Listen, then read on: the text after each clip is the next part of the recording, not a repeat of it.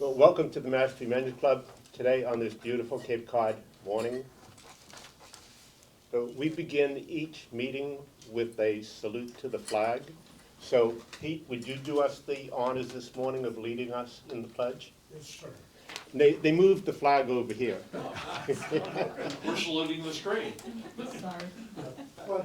Pledge Allegiance to the flag of the United States of America and to the republic for which it stands, one nation, under God, indivisible, with liberty and justice for all. It's certainly my pleasure to introduce the speaker today. There's no question that Michaela, you probably know Michaela as the lady who sits in one of these conference rooms when you're coming or going out of the senior center. It just so happens that the one time, probably for the whole month, that she's sitting still, okay, in one spot, because ordinarily she is perpetual motion, always on the move, and that's because she has this tremendous responsibilities, and the list goes on. I just want to cheat here because I want to make sure that I give her full acclamation for everything that she does, okay? Because this is an accomplished woman, okay, in terms of she has retired now. That's the reason she has the time. Before, she'd never had the time. She was the professor emeritus at the University of Massachusetts, Lowell. I'm an old Lowell guy, so it's like I'm a little bit tangled in my words. It's UMass Lowell campus, okay? And she was the head of the Department of College of Education at that university. So then she retires. And I first met Michaela about the time she retired. She talked about how this was going to be different for her, and she was going to be able to settle down with Paul and enjoy life at the home that they'd had, looking forward to retirement. Well, her plans changed. Shortly thereafter, she said, I'm going to run for select board, and it was been off to the races ever since. She's now a member of the Mashpee Select Board, and in addition to the Mashpee Select Board, she is also Mashpee's representative to the Assembly at Barnstable County. So that is another activity. But then, on top of that, there's a whole bunch of activities associated with clean water. Clean water is one of the things that runs deep with Michaela and her husband Paul about cleaning up the waters here. And so therefore, she is a participating member in two, not one, but two intermunicipal agreements in regards to water. One with Falmouth to cover Wacoit Bay, the other one with Barnstable to cover Papaneset Bay. Butters on both sides need to come together, and Michaela is right in the middle of that one. So that is just an example of everything that she is doing for us. So this morning, I'm just hoping that you can interact with her, and she will have all the answers you ever wanted to know about what's going on in Mashpee. Michaela, what's going on? Well, thank you very much. Thank you very much for having me. I really appreciate the opportunity to speak with all of you today. I know Brad said I'll answer questions about everything Mashpee, and I'll try to, but I did put together about a 25-minute presentation kind of taking you through a bird's eye view of what I see are some of the major problems that get in our way of sustainability. So I'm going to then come to you for whatever questions you might have. I'll try to go through this fairly quickly to give us plenty of time for not just questions, but good discussion, because I'd like to know what all of you think. I know we have a lot of expertise in this room, and the town benefits from that expertise, as do our area towns, such as Falmouth and Bourne, Sandwich. Okay. So in thinking about sustainability, I actually see three interacting issues that really make up sustainability in the Mashpee area and on the Cape. And first of all, I think as Brad said, what brought me to run for select board was my concern about water quality. We can see the deterioration in our waters, and we see them more and more each year. So that was the impetus for having me move forward. The more I worked in Mashpee, and about a year ago, I was given the opportunity by the town manager and the select board to volunteer to write a community development block grant.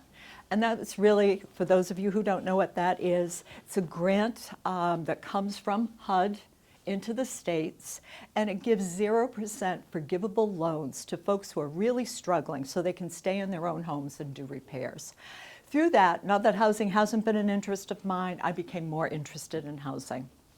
And certainly my work at the College of Education, I worked with schools throughout what they call enterprise zones. So where kids and families are really struggling, and equity became a big issue for me at that point. So I hope I can today kind of take you through the big picture ideas and the intersectionality of these three areas. Okay, with regard to water quality, we see it in our surface waters. We see the outcomes and the impacts of nutrient loading. In this first picture, you see Ashley Fisher, who is a town employee. This is when the New York Times came to Mashpee and actually called our water a toxic stew. At that point, this is going into Papaneset. This is where we had shellfish. Shellfish is one of the tools we use to help clean our water, but shellfish only work if there's oxygen in the water. Ashley was having to pull the shellfish out because the water was anoxic. So we have that, and we can see that happening in Papaneset Bay, moving over to the top right in Wacoit Bay. Wacoit Bay hasn't reached the degradation that Papaneset Bay has. However, at Wacoit Bay, we've lost our eelgrass.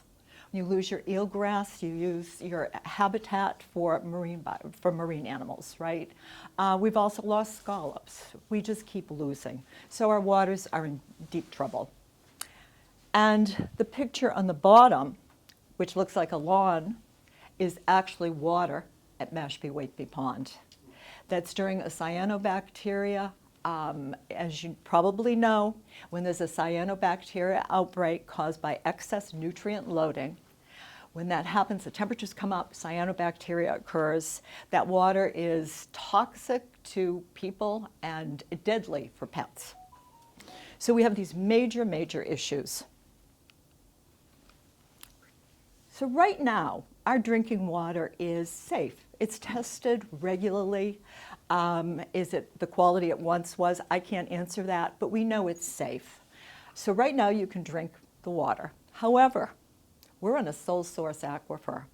We're putting all of these nutrients into the groundwater, contaminating our groundwater, and at some point we have to wonder about our aquifer. So this comes from Cape Cod groundwater. And they talk about that the Cape is extremely susceptible to contamination from various land uses. We've taken care of some of that. We've come up with strategies for what was happening at the base. We've come up with strategies for landfill seepage, but we haven't come up with strategies to take care of the nutrient loading that comes from Tidal V systems. 80% of the nitrogen that goes into our waters comes directly from Tidal V systems. So I asked Chris if he could zoom in, if you bear with me, because remember, I was a teacher. I just want you to watch this. We are on an island of sand, and you can kind of count from the time this hits.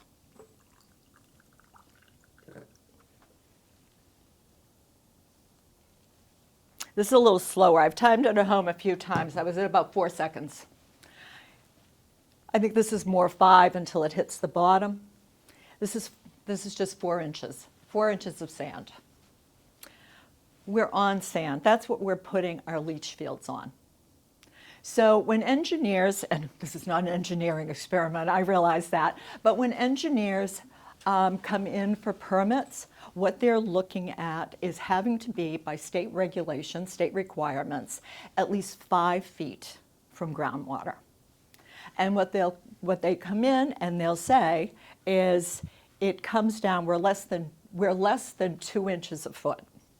Well, I would suggest to you that this is going to hit groundwater based on 4 or 5 seconds in less than a minute.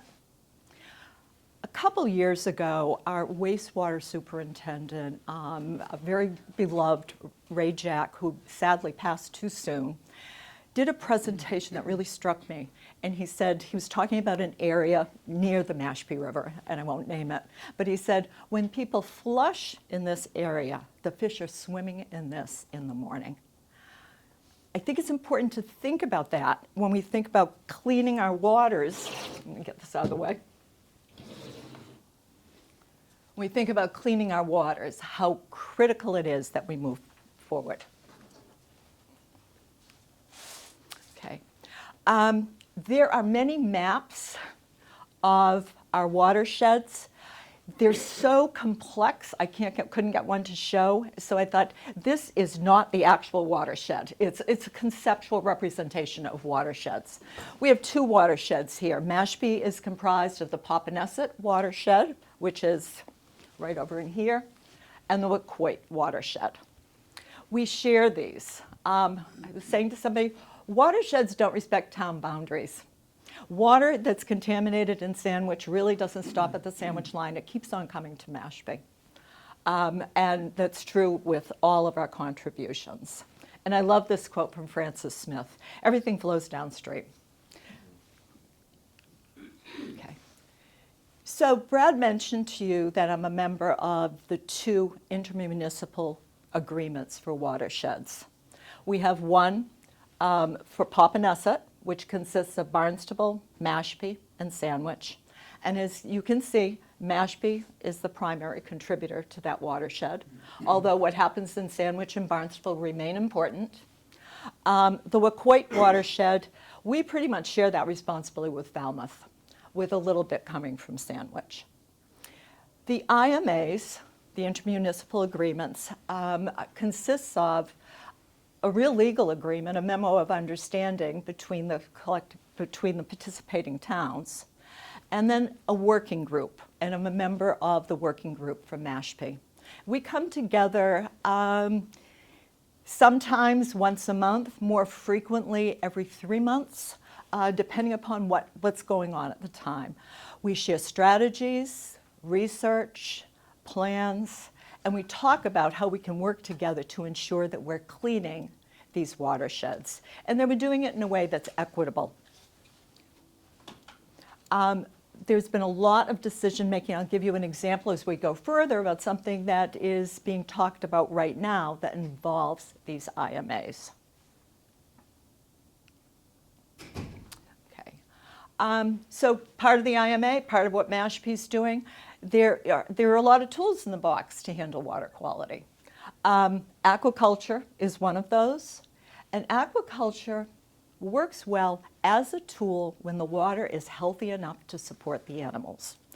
And then those animals are harvested, and that pulls nitrogen out of the water. But again, the water has to be healthy enough to support the animals in order to do it. So it can't be the only tool. And restoration. It's a picture of the upper Quashnet. We know when we restore cranberry bogs, when we restore rivers, when we restore streams. First of all, we stop the pollutants from entering the bays and the estuaries. We clean the rivers and the streams, which seems pretty important in itself. And then we know that clean fresh water actually mitigates the amount of nitrogen that makes its way into the bays. So it serves a lot of purposes, but again, that's just one of the tools that we have. What we're relying on to clean up the mess that we now have is actually large-scale wastewater treatment systems. They're expensive, they're disruptive, but they're proven to take out nitrogen and phosphorus from our waters. So right now, phase one has already been constructed in Mashpee. The pipes are in the ground. We might ask Al to answer questions about that later because he's on our sewer commission. 437 homes will be turned on to this system, we think, later this spring. So the system, it's all built, but we need to turn it on. Phase two should begin this summer. That's going to sewer another 1,188 homes. Between the two, we'll remove 42% of the nitrogen that's flowing into Popponesset Bay. So between the 42%, maybe getting the shellfish back, we can then, through adaptive management, make decisions about do we sewer more or have we done enough. Phase three is under design. Phase three is going to work to clean Wacoit. So we're looking at the design for both the plant, the pipes, and most importantly, which I'll talk more about, what we do with the effluent. where that very cleaned effluent pulls out, the plant's going to pull out at least 97% of the nitrogen, it's going to pull out the phosphorus, it's going to pull out other contaminants. So the water is quite clean, but nonetheless, where do we put that? And that's something that engineers all over the Cape are wrestling with right now. There's also another special project. You remember the green water that I showed you from Mashpee Wakeby? I don't have to go back to that. There's another special project to go on the northern side of Mashpee Wakeby. It's a cluster innovative alternative system, which is different in that you're not piping to a central treatment plant, designed for 200 plus homes in that area. And I spoke about the IMA, and I said I have something to tell you about what's happening with that IMA. Right now we have the town of Sandwich also having conversations, having their engineers have conversations with engineers, Mashpee's engineers, to see how we might be able to work together on that. So there's nothing set with that, but we're talking about it, we're planning ways to work together. Okay, and I'm not going to go on about this. I think I'm going back. The town meeting where these two will be voted on is May 5th.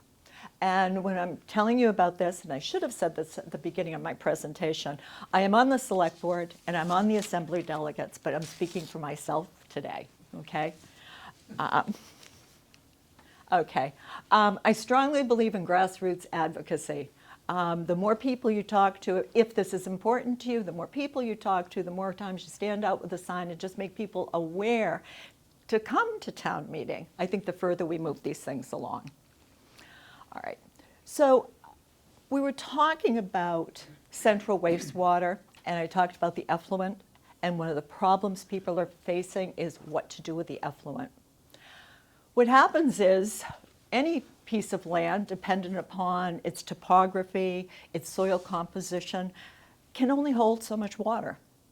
And when you put too much water in there, that water has to go somewhere. And that's either going to cause breakouts on the top, or it's going to move laterally. And when it moves laterally, you run the danger of contaminating, even though this water is fairly clean, it's not pristine, contaminating other bodies of water. It's a major issue that people are dealing with, again, all over the Cape. Fortunately, the Department of Environmental Protection has guidelines to make sure that we don't mound to the point where we're causing other problems. Huge issue for the Cape. Right now, Mashpee has 2 watersheds, Falmouth has 14, and as they're working west to east to solve their water problems as they have their treatment plant up and running, there's no place on ground to put the effluent. So as most of you probably know, Falmouth is exploring running a pipe out into Nantucket Sound. Lots of permitting, lots of environmental protection around that, and probably close to, I think, projected, this isn't an exact figure, about $100 million to move the effluent away. So that kind of brings up for me the need to at least be thinking about. Wastewater seems to be the gold standard. Those big wastewater plants, even though we have a problem with the effluent, people will say is the gold standard. However, we need to start thinking about alternative technologies. Innovative alternative systems, MassTech, which is Massachusetts Alternative Septic System Testing Center, which is located right in Sandwich, working for the County of Barnstable, is testing a lot of different systems, trying to get the discharge from those systems down to a really low amount. Another alternative technology that MassTech is looking at is urine diversion. And urine diversion environmentally has a lot of promise. It hasn't been approved by the state yet, but again, a lot of promise. Almost all of the nitrogen in our wastewater comes from urine, so it's an issue. If you have not been to the Green Center in East Falmouth to watch and see and learn about their urine diversion program, I would highly recommend it. It is an enlightening experience.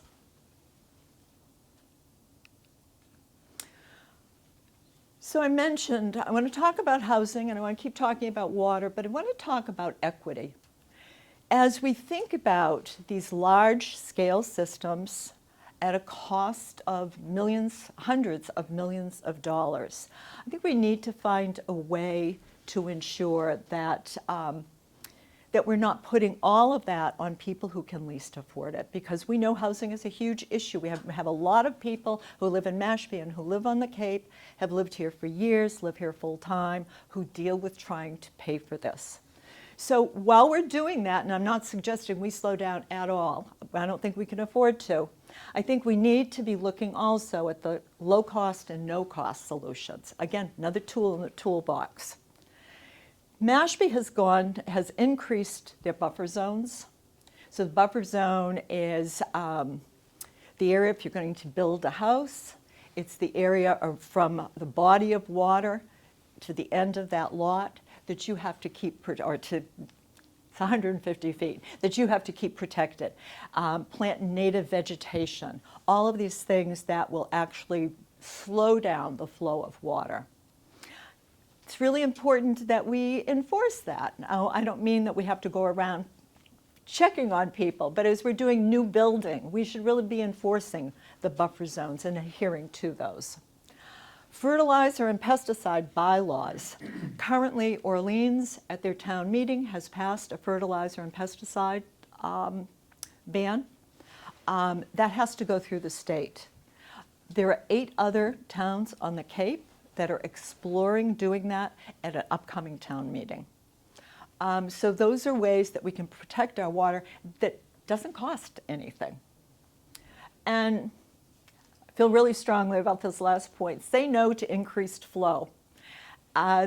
There's no reason when we're in a water crisis and we know what the flow is supposed to be. And by flow, I mean the amount of water that's coming out of the house, that we're going to increase flow for 5 and 6 bedroom homes. I think we really need to adhere to what the town passed a few years ago, which is called a flow neutral bylaw.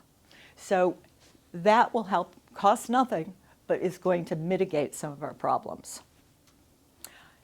In Mashpee, we have a residential tax exemption, and this isn't connected to the water directly, but it's connected to helping people who are going to, at some point, incur increased costs to clean the water. It's going to help mitigate those expenses for people. Right now, the residential tax in Mashpee, the exemption is at 20%, which puts some money in people's pockets who really need that money. Okay.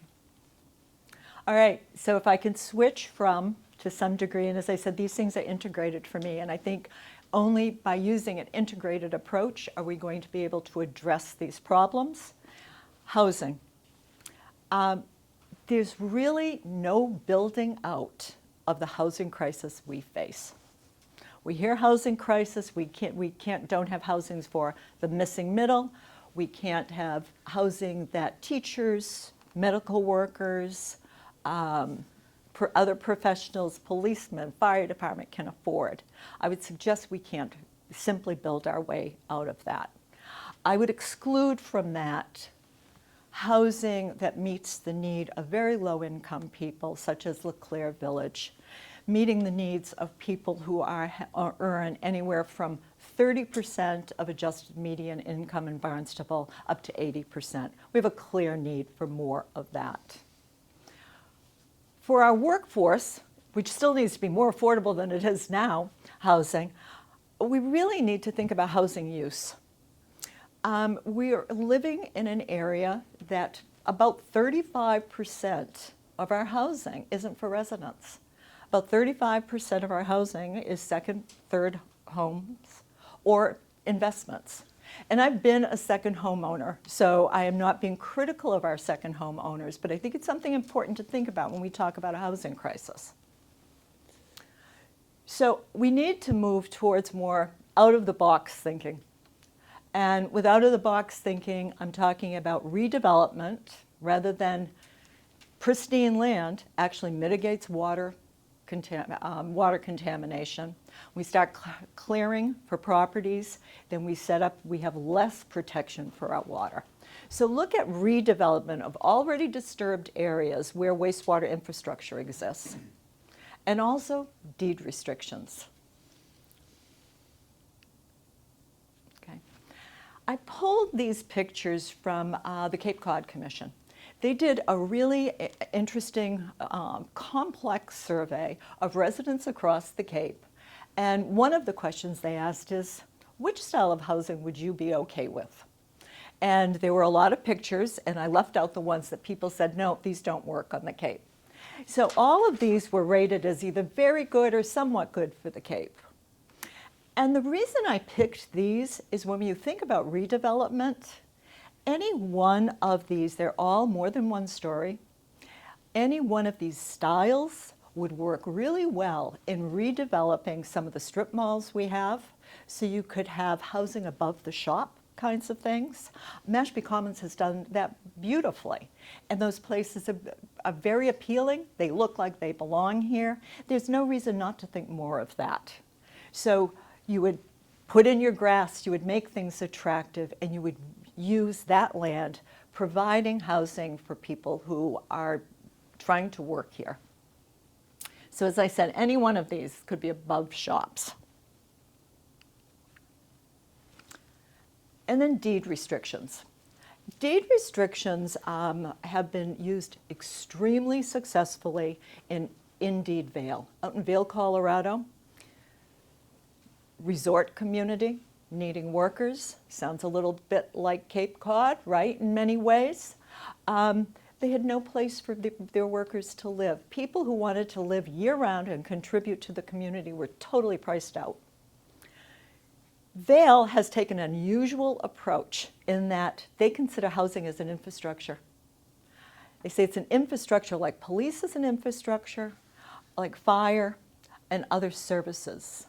And the town says, if we can't have workers here, we have no town anymore. So they look at it as an infrastructure.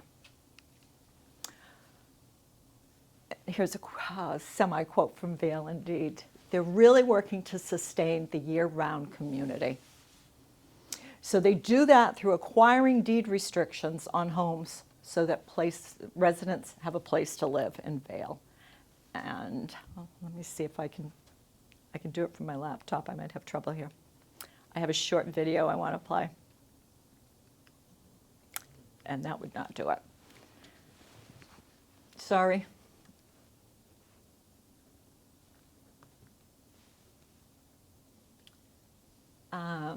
I need technical assistance. It's playing here.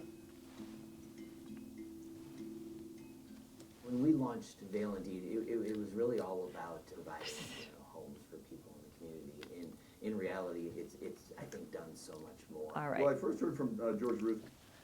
I want to be able to play this. Give me 1 minute.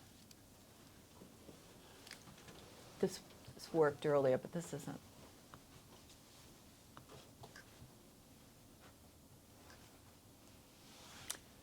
Okay. Well, maybe we can listen to it. I don't seem to be able to get it up there. Okay. Oh.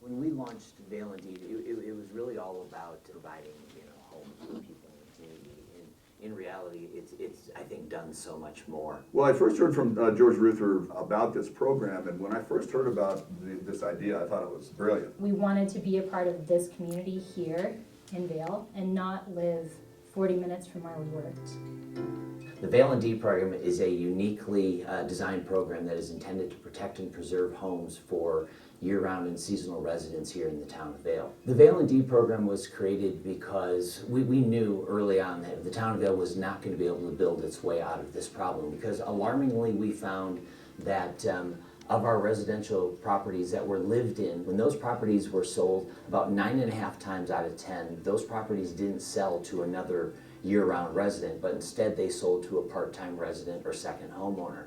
So what we were seeing was a loss of community. The Vale and D program is unique from other programs and initiatives that the town of Vale has launched in that there are no price appreciation caps within the deed restriction, or income limits, or monthly rental rate limits, or household size requirements. So we're looking for resident occupancy. Resident occupancy is really defined by an individual who is working a minimum of 30 hours per week on average at a business within Eagle County. And we do not have a price appreciation cap on the resale of a home that is in the program.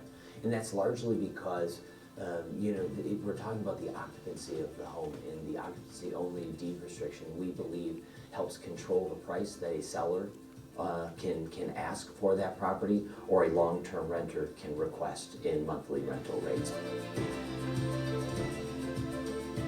With my blinds open, I'd look out the window and I just pinch myself and think, is this place really mine? I heard about the Vale and D program through the housing department. And it just offered, so many upsides to buying a home here. It was the help towards a robust down payment. As we narrowed in on possible houses, we really started to dig into the Indeed program through the website and got a lot of our questions answered there. We were in contact with the Housing Authority and the Community Development Office, walking us through the program, and it turned out to be a really very painless process. By design, the application process for Vale and Deed is very simple. There is an online application that can be found at valeanddeed.com. Fill out that application. We usually get back to you within probably 5 to 7 business days with an offer to purchase. Typically, because of the sales process, it's about 30 days from the time that an offer is accepted until the funds actually are transferred. Buyers will negotiate with the town and figure out exactly what they can get approved for. What they're really looking for is, I can get a pretty good sum of money that can be used towards my down payment and closing costs, and that'll get me in the door on a property. As interest rates have continued to stay at historically low prices, we've seen a number of existing property owners in the town of Vale decide to refinance their property. We've certainly seen individuals who come in and refinance their existing property and use the Vale and Deed program. In most of the circumstances, we don't really require them to pay down their mortgage. They can use that money for whatever they need to. Typically what I'll see is people use it for the home improvement project, getting the home to where they really want it to be, or they'll use it to pay off some other debts or fund a kid's college. Maybe their existing lender won't allow them to place the deed restriction on the property, and so that's where we've been able to step in and help people refinance their existing mortgage.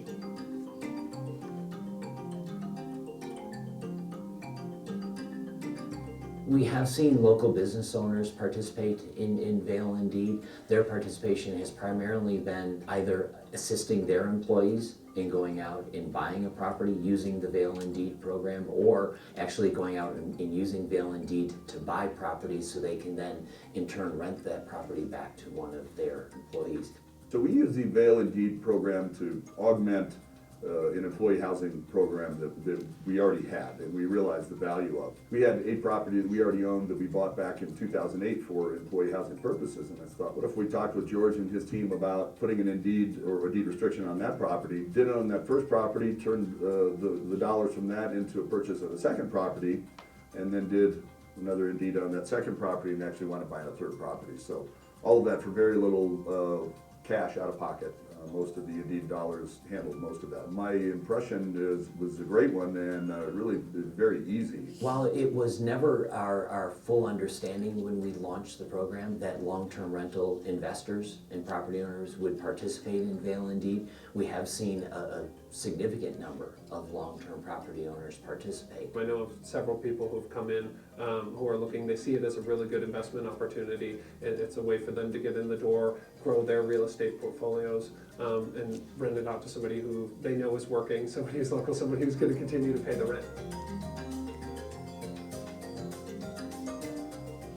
I think one of the things for me personally that I love about the Vale and Deed program is it's opening up the doors to people who are just like me, who came into town, didn't want to leave Vale. It was really Vale and Deed that helped me realize homeownership dreams.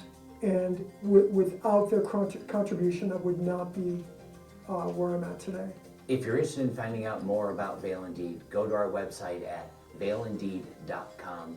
Give us a call. Happy to help you in any way we can.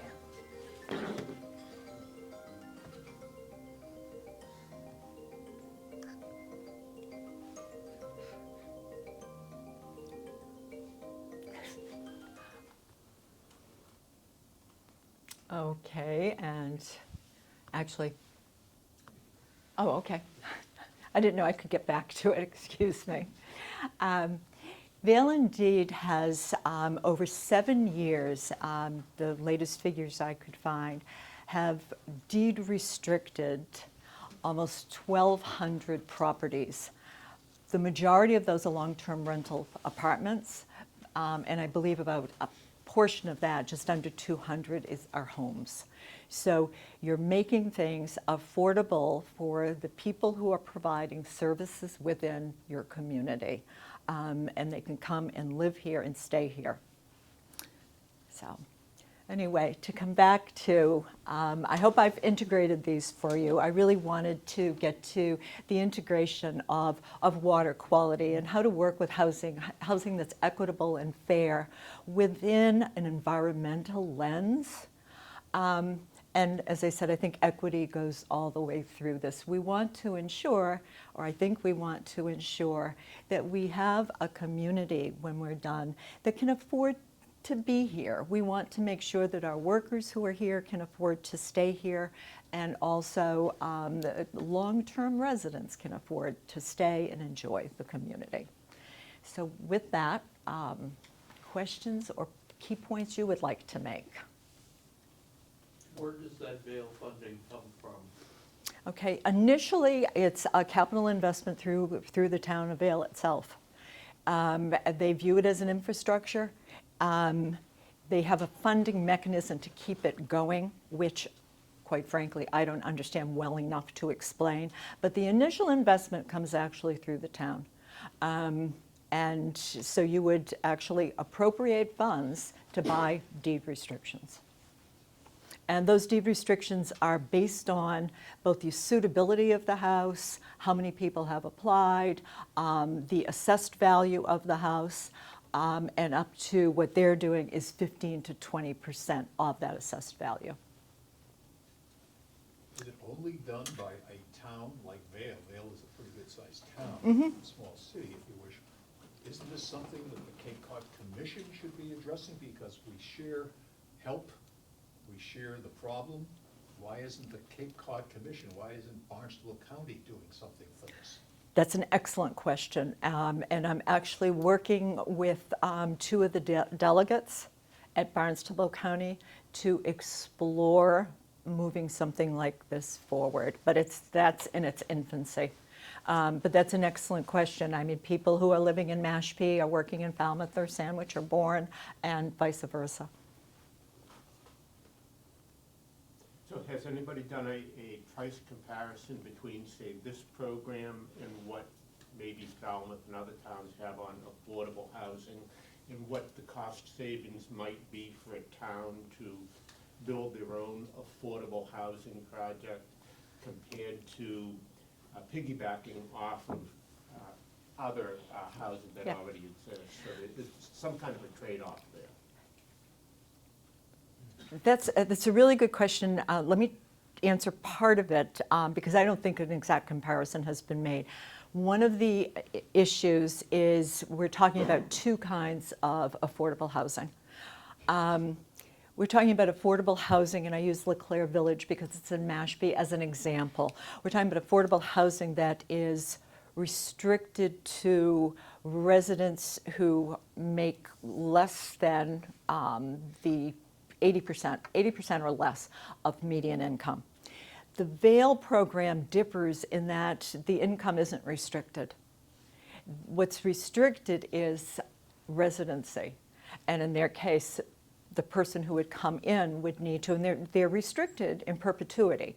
So you would need to have somebody who's working in Vail, or let's move it to Mashpee or Falmouth, somebody who's working in Mashpee, live in that house, And when they sold the house, they would have to sell it to somebody who was working in Mashpee, which makes it different from the capital A, they call it affordable housing, which is income restricted. So you have both of those things at play. So this model in Vail is to look at what people call, sometimes we call it missing middle, workforce housing. Housing that people who actually work can afford if you haven't been here forever. Good point. Looks like a good program. Yes. Yeah, I've lived here 14 years, and I live in Southport with some of the other folks here. The workforce problem is huge. The bridges are now constantly choked by people trying to work here. So some solution for that.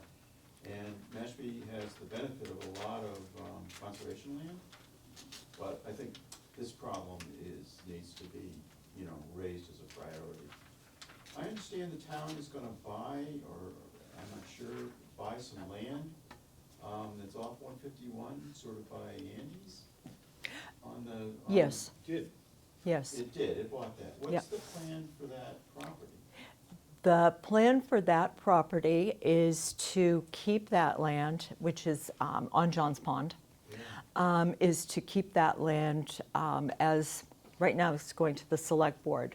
So it's up in the air. But you're trying to, the goal in buying that was to protect Johns Pond.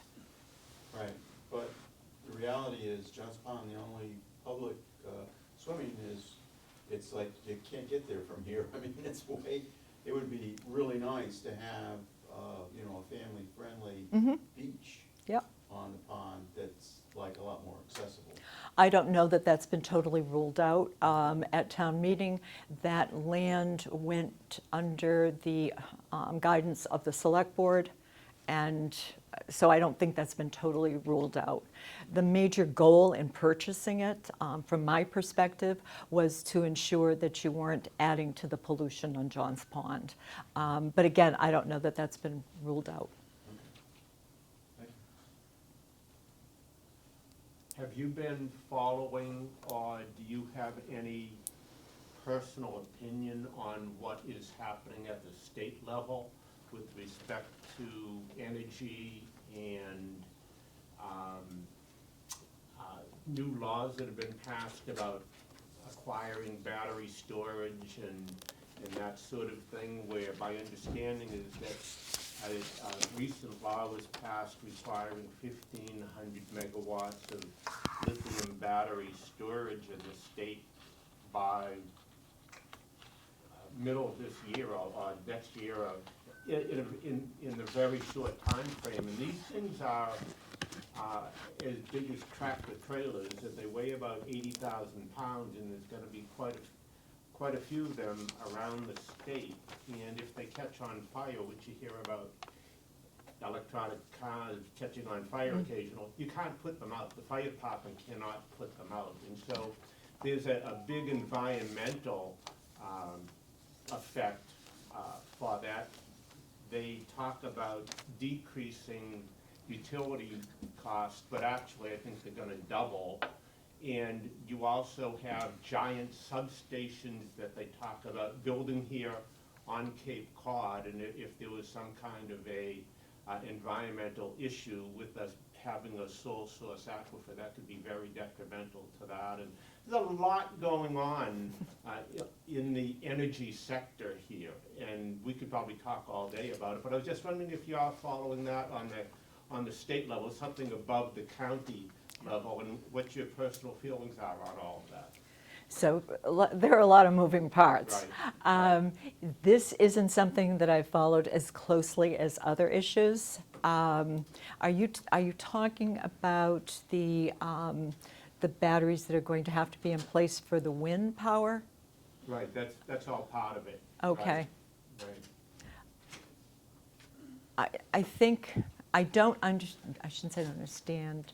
I wouldn't take a hard position on that right now, because I don't understand the nuances as well as I might. I will say, I think I understand concerns about putting wind turbines in different places. I understand the concerns, particularly from an aesthetic point of view, although but I do think that we need to move forward with alternative energy. I can't answer all of your questions because I don't know the impact that the batteries would have. But I think if we don't start moving forward with alternative energy, I think that creates another problem for us. Okay. I have an engineering background, and so from an aesthetic standpoint, wind turbines don't bother me at all. That's kind of a mechanical design. That actually is beautiful to an engineer in some respects. From an environmental standpoint, maybe not so much. In Falmouth, we had 2 wind turbines, and that was an absolute disaster. I've heard. So if there was ever a place in the world where you would think a community would embrace wind turbines, it would have been Falmouth. And we had 2, spent a bunch of money to put them up, and then we spent a bunch of money to bring them down again. So Yep. it was a disaster. So you have to be careful thinking about what you want to do on this alternative energy scenario.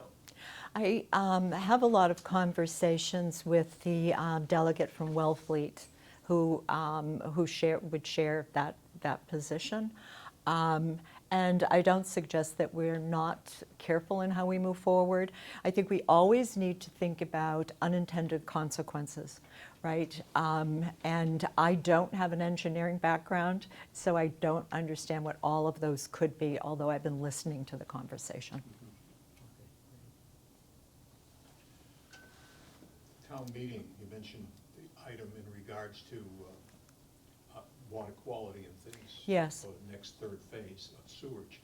What is the next hot topic that will appear before us at the next town meeting? So there are several. We have this article, or there are 2 warrant articles, I believe, for this. So it's the design for a treatment plant for Wacoit, and this special project north of Mashpee, Wakeby. Those are both design items. Those will be on the May 5th town meeting. We are also in Mashpee in need of a police department, and that will be on the town meeting. For people who drive by, and I'm probably not telling anybody here anything they don't know, you drive by the police department, I drive by it, I think it looks pretty good. I don't see what the problem is. I was fortunate enough to go on a tour of the entire building along with 2 members of the finance committee. I can tell you, I don't have the figures of the air quality, but I had to leave the basement because I had trouble breathing. And I don't have asthma. The situation there is deplorable. It's a big ticket item. We need a good police department, and they need a place to work. Are the cells that are currently in the basement don't meet code? That's a huge issue. And we're a growing town. People say that building is just less than 50 years old. That may be true, but Mashpee has grown considerably in the past 50 years. And the police department, although it looks good from the street, really needs replaced. The issue I have with the police station, I've been in the station myself a long time ago now, but I can understand that. My problem with this is that it seems to me that we have been delinquent in building maintenance, either the chief of the fire department or the public works department, whoever takes care of buildings, has not done their job. And they've allowed the building to deteriorate, and funding could have been available if they asked. I can't come up with the term. Somebody wasn't doing their job. And I think somebody should be held accountable if they're still around to be accounted for. I think that is shameful what the town has done to a relatively new building. And I'll still support a new police station, but it's a shame that someone is not held accountable for the mess we have. And I don't have the longevity to tell you what's happened step by step with the police department. I don't know if there were issues in the building from the time it was built that caused water damage, that ongoing water damage. I don't know that answer. What I do know is the situation we're in now. So I don't know if The state of the police department could have been improved drastically as we move forward. Regardless, it's the building and what it houses is too small for the community we have now. So we would have substantial work moving forward under any circumstances.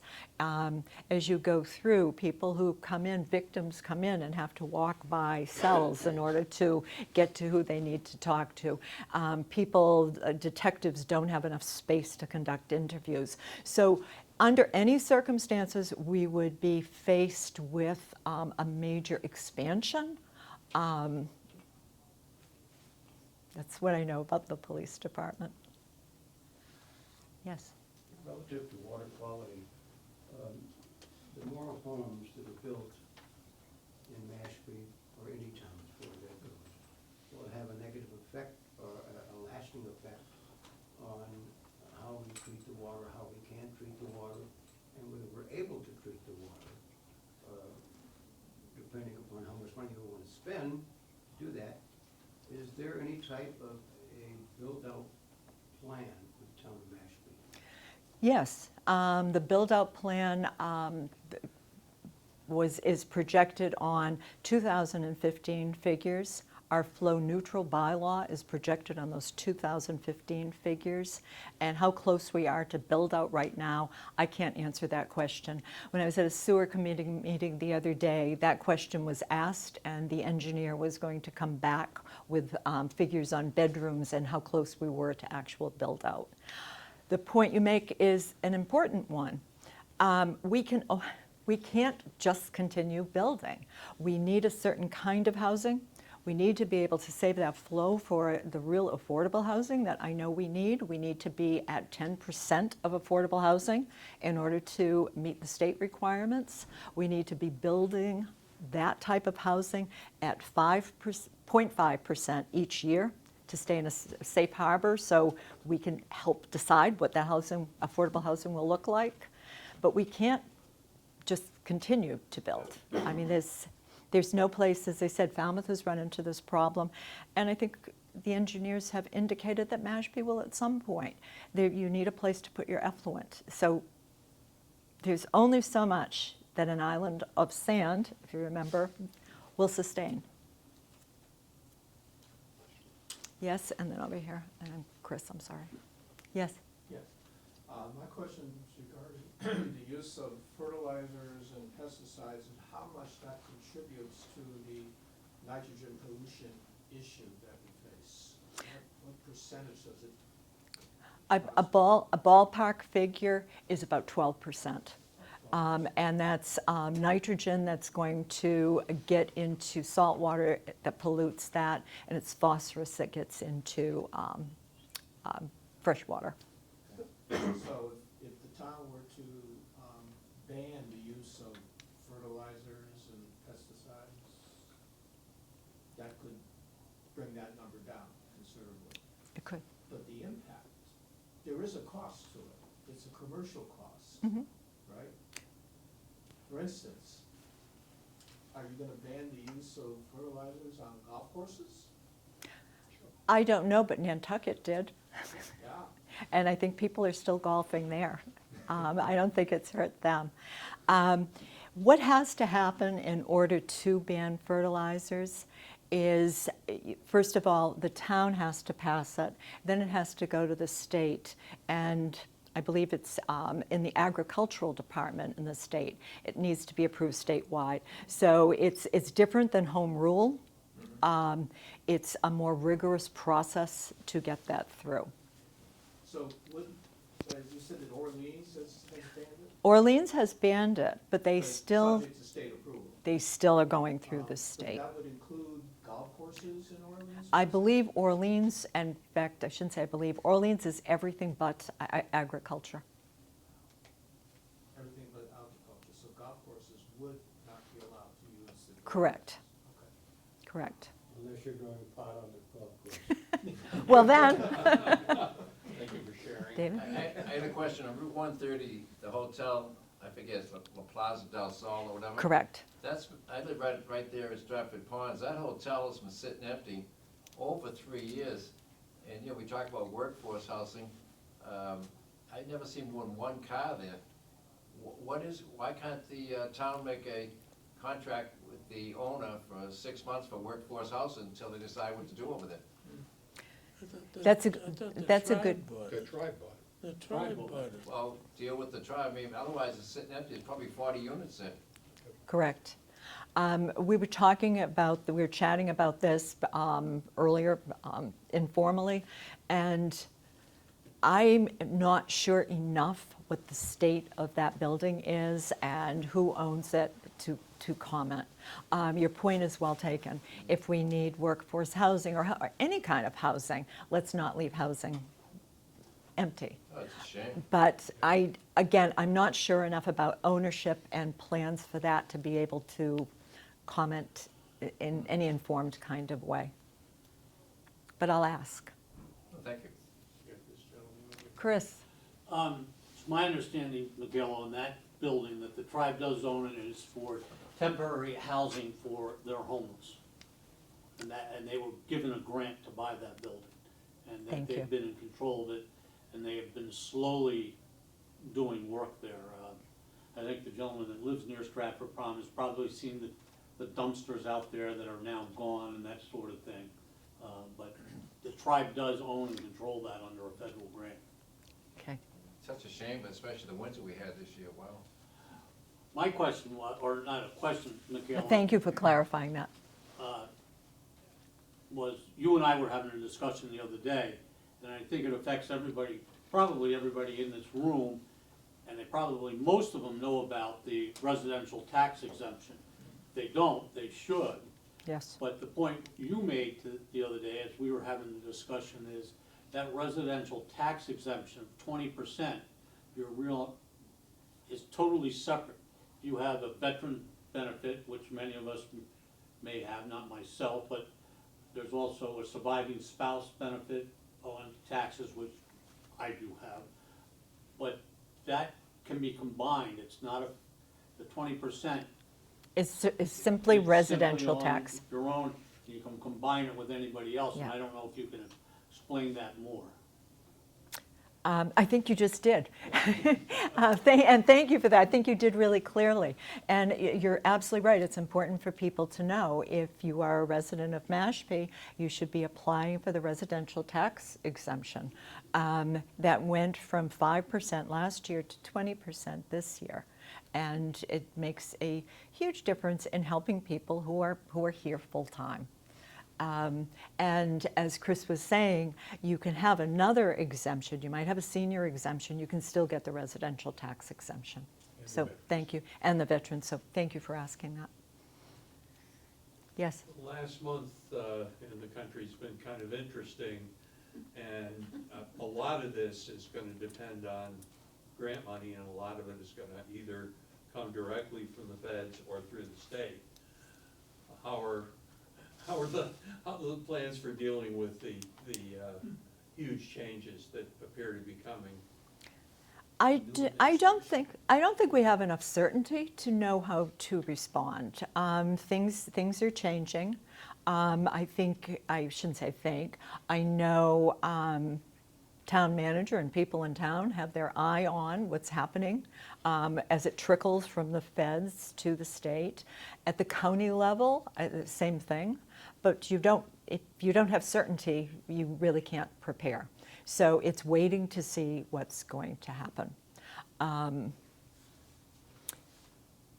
A lot of what we're doing with sewering is actually, we receive 0% funding loans. I haven't heard anything about that changing, but we don't know.